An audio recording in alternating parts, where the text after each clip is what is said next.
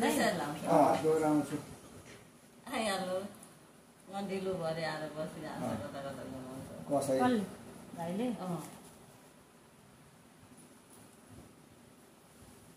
वैसै गरी लाउने होइन त्यसरी लाउने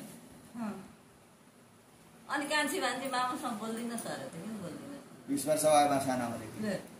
कहिले बोलिनु कहिले बोलिरहेछ हेर त 20 वर्ष भयो फोन गरिदिनुहोस् भनेको ल्याउँदिनँ भाइ 20 वर्ष होइन 15 वर्षभन्दा धेरै भयो